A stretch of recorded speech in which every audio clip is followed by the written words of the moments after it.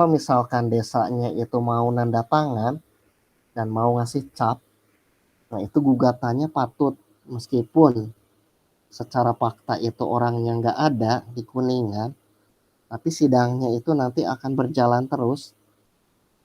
Kalau dianggap patut, nah nanti akan diputus secara perspek, gitu ya. Nah jadi di sini berdasarkan aturan yang normatif itu, gugatan itu diajukan di tempat kediaman domisili perempuan, gitu ya. Kalau perempuannya di Jakarta, berarti harusnya diajukan gugatan di Jakarta. Kalau KTP-nya di Kuningan, berarti harus di Kuningan diajukannya. Nah ini kalau misalkan berdasarkan kompetensi relatif, itu sebenarnya nggak bisa. Kalau misalkan KTP-nya itu masih di Jakarta. Karena kan kalau kompetensi relatif itu kan kewenangan mengadili berdasarkan wilayah, gitu ya. Nah nanti artinya si gugatan tersebut akan cacat formil, gitu ya. Sebenarnya pengadilan tidak berwenang karena dia bukan orang Kuningan katanya, dia orang Jakarta. Jadi harusnya digugat di Jakarta. Nah dulu waktu awal-awal saya menjadi pengacara, nah itu sering gitu ya menangani seperti itu. Kemudian si gugatan itu harus dicabut. Nah, karena ini si orangnya tidak tinggal di sini. Orangnya tersebut misalkan tinggalnya di kota mana atau di alamat mana. Gitu. Nah itu secara normatif itu nggak bisa ya berdasarkan aturan. Kemudian di sini ini juga ada dasar hukumnya kompetensi relatif itu. Nah di sini ada pasal 118 HIR. Kemudian ada pasal 142 RBG. Nah ini HIR ini singkatannya apa? Ada yang masih ingat nggak?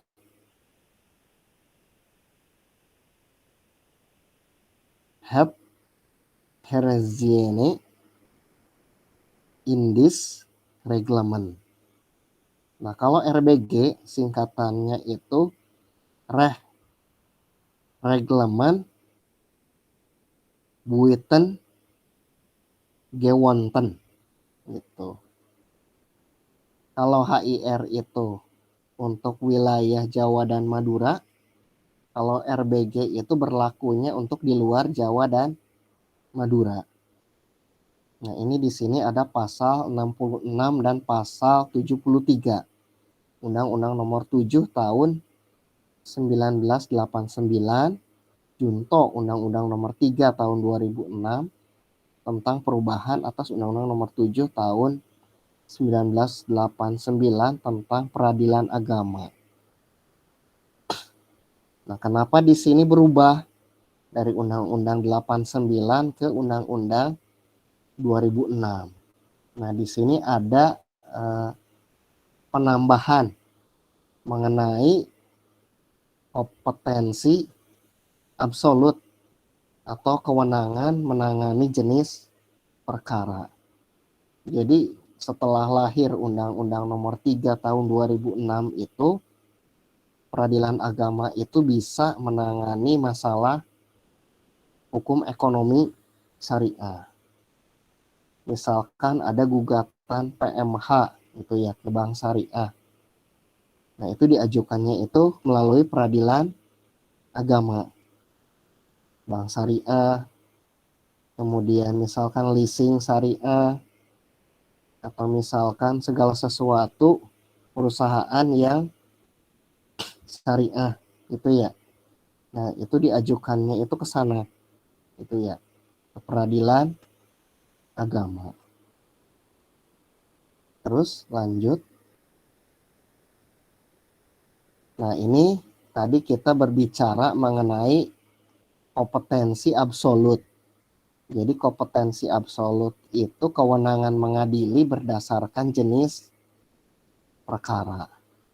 Misalkan perkara perceraian bagi orang-orang muslim, atau perceraian bagi orang-orang yang murtad dan lain-lain.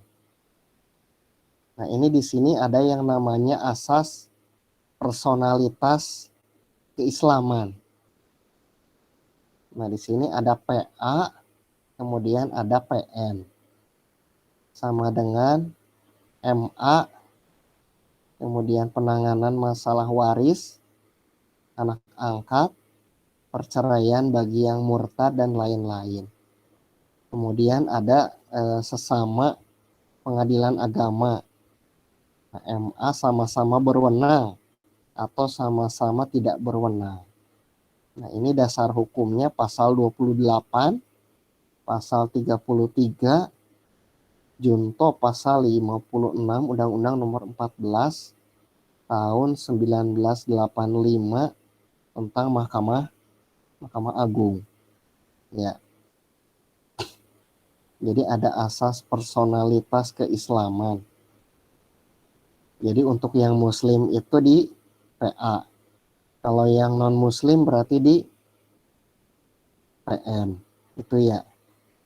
Kemudian kalau bagi yang murtad berarti di mana itu diceraikannya? Di PM. Nah, itu melihatnya itu dokumen dulu pada saat menikah itu, pernikahannya itu apakah dengan tata cara muslim atau dengan tata cara misalkan Kristen. Kalau misalkan dengan tata cara muslim, kemudian buku nikahnya itu ada dari KUA, nah berarti perceraiannya di PA. Nah, kalau menikahnya itu secara Kristen, misalkan di gereja, kemudian dicatatkan di catatan sipil atau di Sdukcapil, nah itu berarti perceraiannya itu di pengadilan negeri. Itu ya, nah, ingat-ingat. Terus, nah ini ada kompetensi absolut menurut Undang-Undang Nomor 7 Tahun 1989 tentang peradilan agama. Nah, di sini yang pertama bab 1 pasal 2 junto, bab 3 pasal 49. Nah, di sini ada asas personalitas. Kemudian yang kedua di sini bidang perkaranya itu apa atau jenis perkara yang berwenang untuk diadili oleh pengadilan agama berdasarkan kompetensi absolutnya. Nah, ini yang pertama adalah masalah perkawinan. Kemudian yang kedua atau yang B adalah pewarisan, wasiat dan hibah. Kemudian di sini ada wakaf dan sedekah. Nah, ini kita jabarkan. Kalau kewarisan berarti itu apa? Kewarisan itu berarti dia itu mewarisi sesuatu peninggalan yang ditinggalkan oleh misalkan orang tuanya, gitu ya, atau misalkan kakeknya.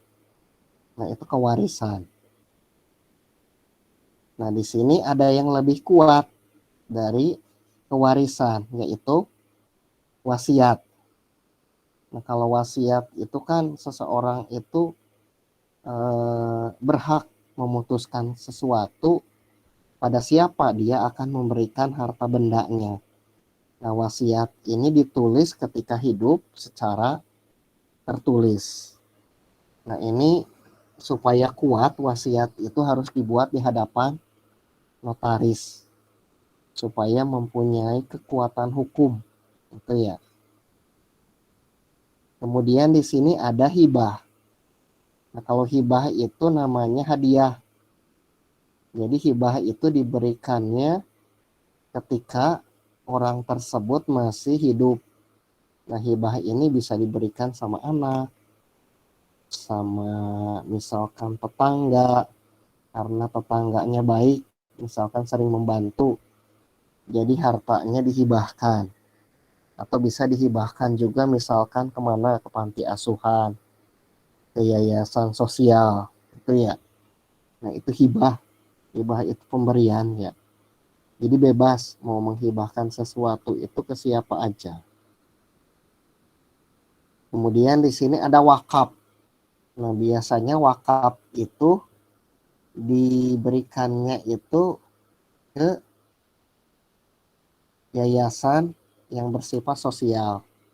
Nah, misalkan mewakafkan tanah untuk dijadikan masjid, atau mewakafkan tanah untuk dijadikan musola, atau mewakafkan tanah untuk dibangun pesantren atau sekolah. Nah, itu wakaf. Nah, kalau sedekah, nah itu sedekah itu adalah eh, pemberian seikhlasnya gitu ya. Jumlahnya itu tidak ditarget gitu ya. Tergantung keikhlasan.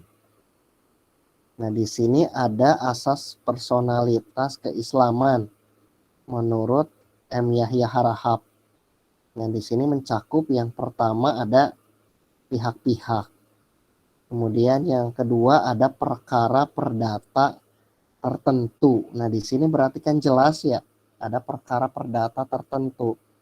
Artinya di sini tidak disinggung masalah perkara pidana. Jadi perdata tertentu. Perdata tertentu itu misalnya apa aja? Perceraian, atau misalkan harta gonogini, atau misalkan masalah waris, atau dan yang lainnya. Kemudian yang ketiga ada hubungan hukum. Nah, hubungan hukum yang melandasi. Nah, jadi